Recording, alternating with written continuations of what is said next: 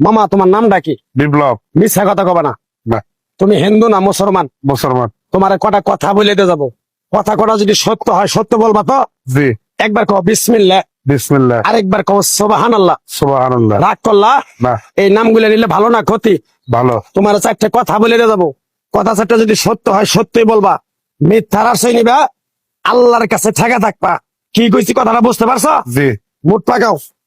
তুমি এমন একটা ব্যক্তি যে কয় আইলো তার পিছেই যাও, গেলে পরে তোমার ক্ষতি হয়, লাভ হয় না। কথাটা ঠিক না বে ঠিক? ঠিক। রাগ করলা? না না। যখন তোমার কাছে টাকা পয়সা থাকে তখন তোমার আপন বন্ধু বান্ধব, কাছের মা বাবা মা থাকে। যখন তোমার কাছে টাকা পয়সা থাকে না, তোমার আত্মীয় স্বজন কোনো বন্ধু বান্ধব তোমার কাছে থাকে না। কথাটা ঠিক না বে ঠিক? ঠিক। রাগ করলা? না না। এই কথাগুলো আগে পিছে কোনদিন বলছিলা? না। তুমি মানুষের পিছনে যায় হাজার হাজার টাকা পয়সা নষ্ট করো, তোমার পিছনে এসে কেউ 10টা টাকা ক্ষতি করে না।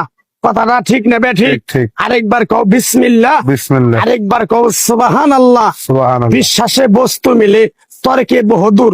তোমার যে কথাগুলো বলছি সত্য বলছি না মিথ্যা বলছি? সত্য। তুমি এমন একটা ব্যক্তি, মানুষের দুঃখ কষ্ট দেখতে পারো না, তার পাশে যাই দাঁড়াও, তারা এসে তোমার পিছন থেকে ক্ষতি করার জন্য ঘুরে।